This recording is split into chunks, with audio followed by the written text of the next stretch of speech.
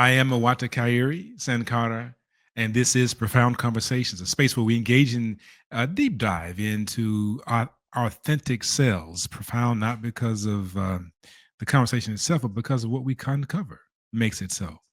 So we talk about how to be better, do better, and how to think better as a people. And we're here today with Cynthia Tawiah. Is that correct? Yes, that's All wonderful. right. So you are Ghanaian born. Is that Yes, correct? yes. Born And in Ghana, so West Africa. Yes. Upper Volta, where you come and talk to me? What part? I was born in Accra, Ghana. Accra, Yeah. not the capital. Yes, With a name that's the like capital. Yes. Tawiah. Yes. Tawiah. So that is Ga. That is Yes, that's Ghana that. means born after twins. I'm just asking the question, so I can You're say good. Ga. You're pretty I'm just, good. I'm just asking the question, Ga. If I You're were to good. greet you in Ga, would I say Yes. F1 or would I say do your thing? F1. Toyote is the Do one. your That's it. thing. That's what I say. Do Toyote. your You got thing. it. You got There it. it You is, right got there. it. I'm just making sure we're in the You are mix. awesome. You are awesome. Okay. You are in the mix. Yes. Okay. Okay. All Yes. right. Yes. So Yes. I have been known to travel into that space a time or two, so I do know a Beautiful.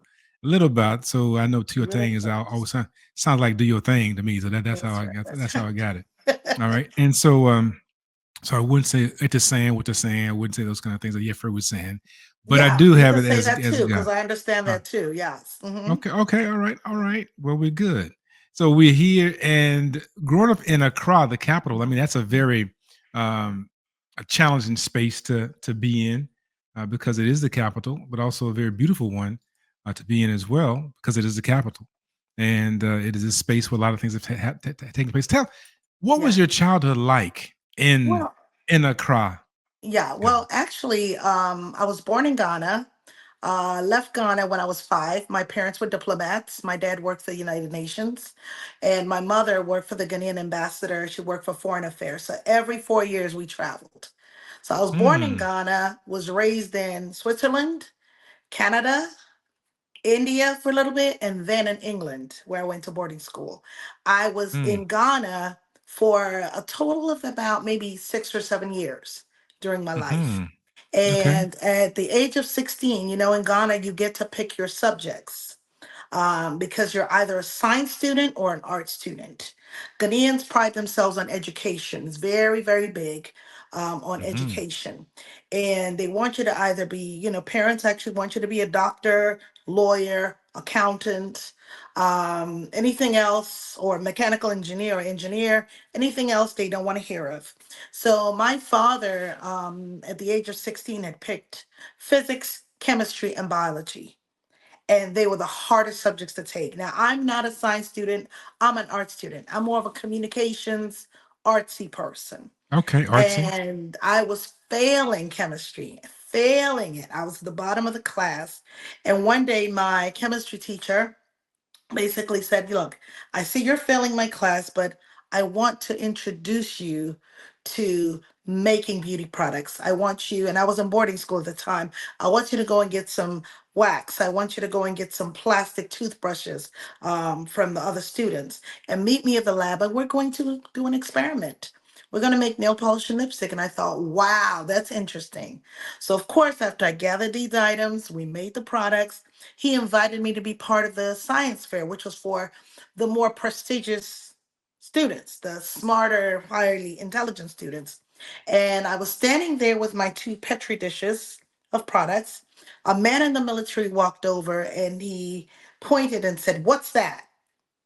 And I froze. I didn't know what to say, but my teacher walked, he just rushed over and he just swooped his hand. He said, "This is Cynthia. She's a cosmetologist and a chemist." And I thought, oh my God, that's what I want to be Mm. when I grow up. So it was like born in Ah. me right away. Light went on, and I knew instantly what I wanted to be in life was a cosmetologist. That big word for me meant one who makes beauty products. And that's when that Mm. was born in me. Unfortunately, dad would not have it. He pushed me into the medical field, and I went off to become a nurse and got my bachelor's in nursing. I was a nurse for 13 years before I was able to transition. Wow. Yes. I mean, there's so much in the story. The first part is about finding your passion, and your book is Yes. called that, right? Metamorphosis. Is that correct? Yes, it is. That's your book, Metamorphosis. Finding your passion, finding your purpose, finding you. Yes. and you had an actual experience where that occurred. Now, it is said in many of our uh, societal messages that people see our gifts, our talents, our skills, what we have been born to do, and they are on the journey with us to help us understand and uncover that.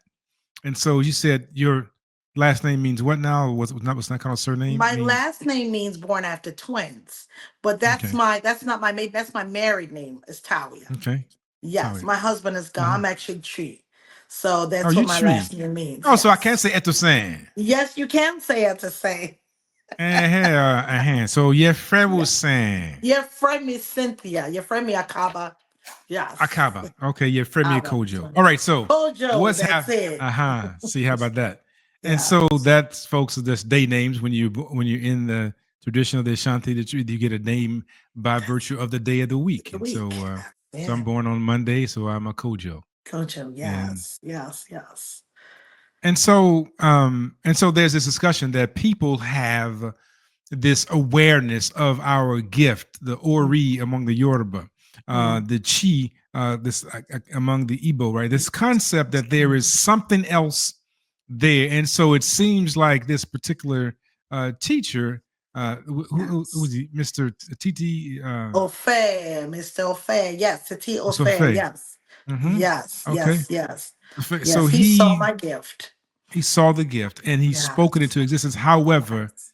the environment was not allowing you to do that, but it may have been forcing you into something that allowed you to go into your gift even more. Yes. So here's where Yes. we find Yes. ourselves. So you are this person Yes. who has this experience Yes. of wanting to do something. So tell us about that Yeah. science fair project. What So was it? You had the dish. Let's talk to us. yes. So basically I had the two Petri dishes with my products in. And after he presented me as a cosmetologist and a chemist, I knew what I was created to do. I knew it. No one could tell me any different. But then, you end up morphing into what the environment dictates. And that's very difficult for one who is a truth seeker like myself. When you're born to speak the truth and be honest with yourself, and you're doing what you're not called to do or be, you find yourself in a difficult predicament. Mm. 13 years as a registered nurse, I knew that my purpose involved working with women and helping women. But I'm gonna call you Kojo because I love the fact that we've embraced on that aspect. But Kojo, what Uh-huh. I will tell you is I felt miserable. I was unhappy because I was doing what I wasn't called to do. Even though I was around women, I was still helping women. I still could not step into my calling fully. And for 13 years, I found myself moving to Florida. Had my husband move us to Florida. That didn't work. I found myself moving in different environments, working as a float pool nurse in different units. That didn't work. And one thing I learned, what my uncle shared with me, was in life, if you're going to be successful, it's not about your environment, because you can change environments. I talk to people all day long and say, well, it's not happening in Baltimore, I'm going to Atlanta. Or it's not happening in Atlanta, I'm going to LA. If that is not your divine destiny, no matter where you move, your environment will not make a difference. You have to make the changes from within, intrinsically. And that's what I had to do. You said divine destiny. Yes. Is that what you said? You're Yes. in your divine. That's The something that divine which you have been born to do. to do. Okay, go ahead. Go. All Yes. right. Yes. Yes. Yes. Yes. So now Divine destiny. you said your true name is what now? Akui My tree name, the day of the week is Araba. I was born on a Araba. Tuesday. Yes, Araba. yes, All yes, right. yes, So we'll use yes, Araba in this yes, conversation. yes, Cynthia. So yes, Araba. yes, So you were born to help others, even though you found yourself in as a nurse. You Yes. still were helping others. I was still helping others. Only I'm thing is, I was in curious a though. clinical environment. I felt oppressed. I'm curious about. We're still Yes. in the clinical environment. But anyway, I'm curious about this. With two things, right? But I'm curious about this experiment that you were doing with the Yes. petri dishes, right? Do you Yes. remember what the experiment was? I mean, the science Yeah, fair, we just because we just you basically dissolved the plastic toothbrushes in solvent to, melt them down to make nail polish. And then we also, we had different colored brushes, toothbrushes, and I just remember us just melting it down just to make it into nail polish. And so I had different colors. I remember it was like a blue, a yellow, and I can't remember the other color. And that's basically what we did. Yeah. mm, Yeah. So he made me perceive or look at chemistry to a different lens. What he didn't understand is I'm a hands on learner, I'm a creative. So what he did was show me that chemistry wasn't about these symbols and numbers and letters. It was about creating things as well. indeed, right? So it's not just Yes. simply the periodic chart, right, with the AU goals Yes. and so forth, but it's deeper Exactly. than that. Yes. And that's the thing when you have a true educator. So I wanted to clear up Which this you notion. got you said something. I'm gonna Mm, chime in and add something to that. go for it. Did you know that the word education in Latin means educare? And To bring out. educare means to draw out of. So Exactly what he right. did was he drew out of me what my calling was. Exactly where I was And going with that's that, what a right? teacher or educator is supposed to That's right. That's right. A true educator knows how to tap into the what the Swahili calls this kuugusa intima, which is the tapping to speak into the essence of a person. do. And so when you have someone who can Woo. speak into your essence, right, then it allows you to be able to move into different directions. And Oh, so I love it. I even though love it. you were in this space, someone had already spoken into your essence. And Yes. so that's a true educator. I'm a firm believer in that. I watched my parents who were master teachers do this. And so when you gave me the example of the instructor who was able to create a condition by which he made the education relevant to your experiences, your desires, Yes. and your intentions. At that Yes. point, then you could have the light bulb turn off and turn on and say, "This is what I will do." And others Mm, have the light bulb turned off in the same way. But he says, "Listen, there's a way to make this relevant to your existence." And so I'm most grateful for Mr. Ofei because he did thank- something yes. wonderful. Yes. And even this name, your last name, which is not a last name, it's just based on what Europeans started saying the last name, born after twins, also talks about Thanks. situations that people go through. And so you had a rebirthing of your own. And you mentioned about going through the birth canal experience. That is, you said that if you're not responding to your divine destiny, Mhm. then you're stuck in the birth canal, not being born and birth. And so you're moving from spot to spot. And your uncle said that you can change environments, but you are where you are wherever you go. That's it. And so you can be Yeah. stuck in the birth canal, but not ever really having given birth to what needs to be given birth to. So Amen. I Ooh, say it this way that you can never get away from your own shadow, right? So no, you it's with can't. you. You can't. You And can't. so you have the situation I think is important for people to note, right? That Yes. when there's something that you are to do, you must be able to move in the direction of that thing or you will forever be miserable. That's it. That's And it. many of us do things that we are miserable in. And I'm sure that you made other folks miserable too, those 13 years that you worked as a nurse. Yes, Not only that's were it. you miserable, but everybody else was miserable. I got to get up and move. Husband, I got to go over here because this woman wants to go somewhere. To understand this idea that whatever we have going on impacts others. Yes, it So, does. how did you come to this idea of change? Like there was this pivotal moment you heard Yes. something, somebody somewhere. Yes. Some, So mhm. 13 years I'm stuck in this place. I've moved to Florida, I've moved back, I've moved all around the place. And finally, I begin to have the dialogue with God. It's not one way, it's a two-way dialogue. And it's like, well, I hate what I'm doing. How do I get out? So I would be driving to work and just having those conversations. And then one Sunday, because I used to work 2 days a week, get paid for 36, but I still hated it. And I'm driving into work, and I said, okay, I need to know how to get out, what to do. And just a voice, the Holy Spirit, you turn on the radio. So I turned the radio on. A pastor's on the radio, and he said, you have to change your focus in order to change your future. And I thought, goodness. Ooh. And then it was repeated again, and I was like, wait a minute. Mm. Okay, I hear you. I have to change my focus. Now I'm in nursing. I have to change. I have to shift. What am I going to do? And I'm hearing leave, leave, leave. So I said, okay, this is what's going to happen. If I go in today and somebody upsets me, then it's a sign for me to leave. So I got into work. I'm, moving around. I've gotten report. I sat down and a doctor came and he had a chart in his hand. He said, nurse, I need these orders stat. And he slammed it. When he slammed it in front of me, I thought, oh my goodness, thank you. That's my sign. I got up. I walked over to the photocopying machine.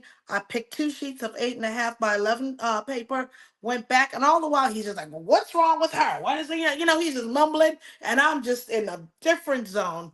Sat there, hand wrote my resignation, and then I went, got an envelope, walked down to nursing services. I mean, all the while, bells are going off. People are trying to talk to me, but I am focused on what I have to do. And I Watch went out. down there and I put the letter in my nurse manager's cubby hole. And when I walked away from that, I said, you are not to retrieve it, Cynthia. You leave it there. And I went to Mm. work, finished my shift. When I left St. Agnes that day, I felt like the sun shone brighter. I had the music on, and I was playing Diana Ross's I'm Coming Out. And I Mm. felt so good.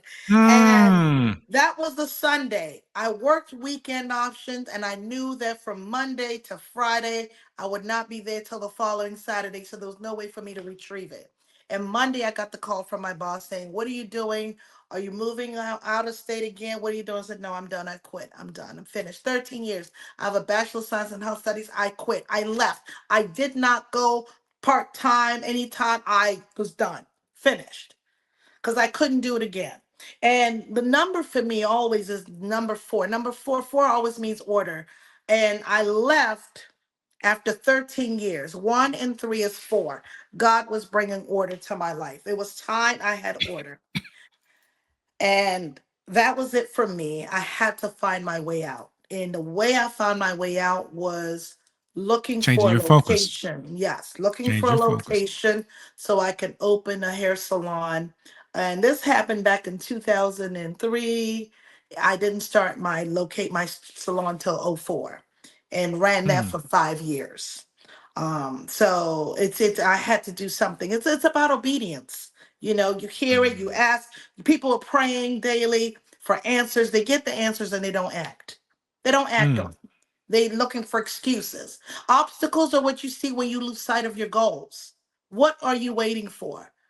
You've heard it over Obstacles and or over again. say it What you again, run see, it back again. Say it, run it back. obstacles are what you see when you lose sight of your goals. You will talk Watch out yourself now. out of your blessing. Talk yourself Mm. out of your blessing. Make excuse after excuse as to why it could go wrong or why you shouldn't do it. Meanwhile, you've heard a single word, leave, and you're still there.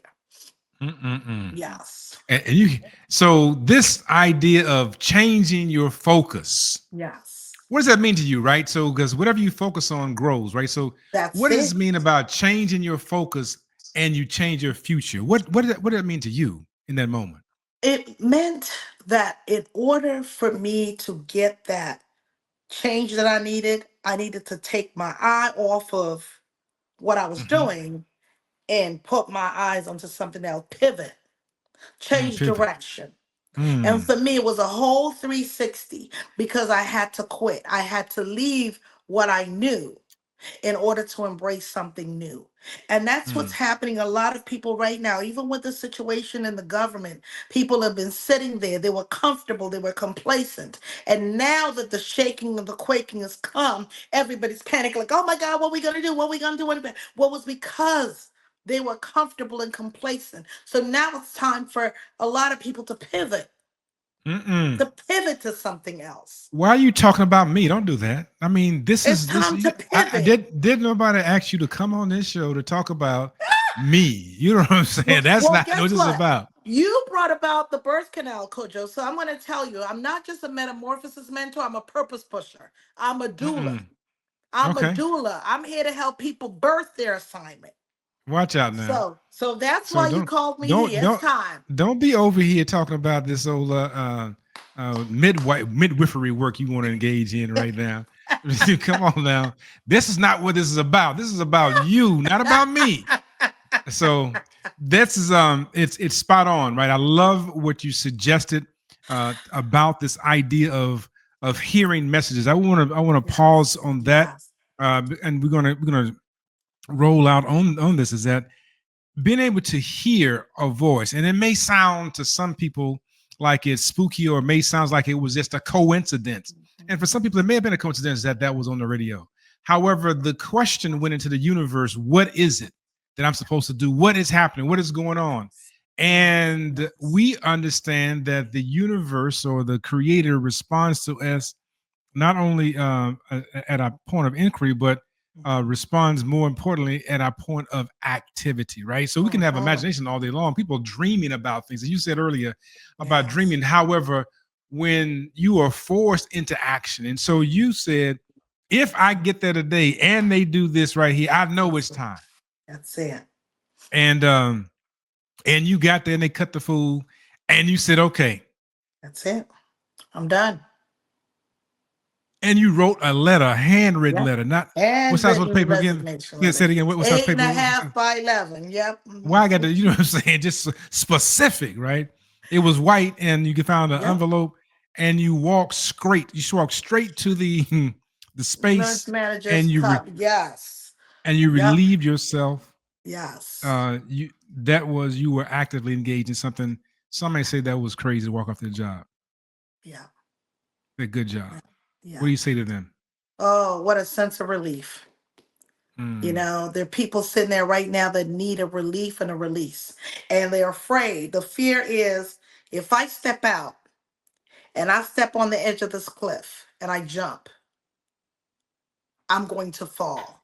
You're not. mm, You're going to free fall, as in you're going to float in the air, like they do mm, when there's a parachute. mm, So, most of the time, it is that fear of what next, the fear of the unknown that really stops a lot of people from following up and following through. Yeah, mm. yeah. So you say to those people that it's not the issue of what the hearing the voice that's problematic. No. It's the issue of not listening to your divine calling. And following, yes. Yes, yes, yes. Mm, It's that the issue is not listening to that divine calling and being disobedient, holding back, not mm, doing it. Because once you follow up and follow through, it's beautiful on the other side. It really is. mm. It really is beautiful on the other side. There's such a peace. Now And there what's is the a worst thing? Hmm. there you go. There's a struggle now because you just can't Yes. say you walk off and everything just turned right. I mean, that was a struggle. Of There was a course. challenge. Of course. Okay. I leave nursing and now I want to open a hair salon. I want to go in the beauty business. But I'm not a cosmetologist. I didn't go to beauty school. I've never been a business owner. I don't have a loan from a bank. So the odds are stacked against me. But faith trumped fear. And what I did was I began calling locations to find a place to rent. That was the first thing. I needed a place. And everywhere I called, the door was closed. Everywhere I called. In fact, the initial thing I did was try to purchase a business from somebody who had a beauty business. You have mentioned that the person backed out of the deal of selling you the business. Why? Yes, because her whole thing was she was going to stay and rent a chair from me and then phase herself out. And the night before settlement, she called me and she said, well, I've decided to change my mind because, in case you didn't realize, you're a black female. And if I sell to you and I rent out a chair from you, a lot of my customers are not going to be happy and they're not going to come. Therefore, I'm not going to be able to sell to you. So that was the biggest disappointment in this process because I was trying to buy a business and kind of phase into it. So what I decided to do, because the banks wouldn't loan me money, this lady would not sell me her place, was to find a place of my own and start from scratch. Every morning I would get up, get in my car, drive up and down Liberty Road, drive up and down Reisterstown Road. Anytime I saw a for lease sign, I would call it. I would call any for lease sign I saw and I would tell them, well, I want to lease the location. I want to put a salon in it. And there was a lot of laughter, a lot of people poking fun.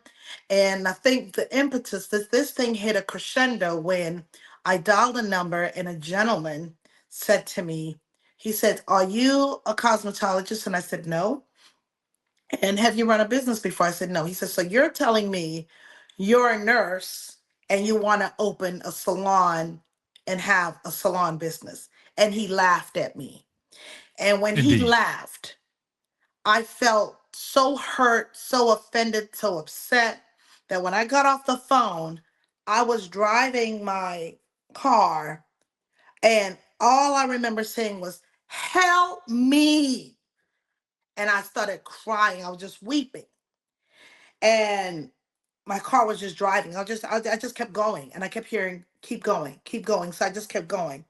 And I went to, still on Town Road, went to a shopping center, driving past the shopping center, I pull in because I'd seen the sign and I dialed a number. And when I dialed it, the woman that came on the phone said, this location you're at is fully leased. However, there's a location off Owings Mills Boulevard and it's been vacant for about 12 years. And if you come and take a look at it and you like it, you can make it yours. Do you have a following? Do you know I didn't even know what following meant or following was? But I just said yes, yes, yes. I just had to say something so at least she would give me a chance. So, with that being said, I drove over to the location 11299 Owings Mills Boulevard, Suite 111. I call it one for the Father, one for the Son, one for the Holy Ghost. I get there, and this beautiful, friendly woman is standing there. She opens the door. And as we were walking in, I mean, it was an old hair cuttery training facility. So the flooring was peeling, the paint was peeling off the wall. I mean, it was old, it was damp. And she asked me, what do you think of this? And I said, it is beautiful. Because in my mind's eye, if she would just give me an opportunity, I would make it beautiful. So she Mm, said to me, Cynthia, I'm going to turn on the light switch. And when you come in, is a trip switch that you have to use to turn on the light switch. And the number on the trip switch is 2469. And she flipped it 2469. That's my birthday, 4th of February, 1969. And I thought, mm, wow, this is it. mm, Yes, mm. yes, yes, yes. So, with that being said, I was locked in. Now, you're going to ask me, how did you manage to furnish the place and get all that stuff done? Cost was about $5,000 or $6,000 to get the flooring in, to get the paint done, to get the equipment, and all that was charged on a credit card. Mm. And then we got the plumbing connected for the shampoo Boom. hose. And there it is. Yes, Ladies and gentlemen, people, family, you just heard something. That is the yes, power of listening to the divine calling. She heard the calling a long time ago. An instructor told her yeah, when she was in grade school that she was a cosmetologist, had no idea that she would actually open a business. But it is what happens when we listen to a higher calling. Our journey is what it is. The metamorphosis, the transformation is what it does. And so the butterfly does not get a chance to ever fly unless it's tested against the shell. And so the same thing is happening or had happened here, that she had to have the wings tested against the chrysalis, the test, and when it was time, then she could break out of that particular shell and fly. This is Profound Conversations, and we're talking to Cynthia Tawiah, and we will continue this conversation about Diva Project next. Thank you.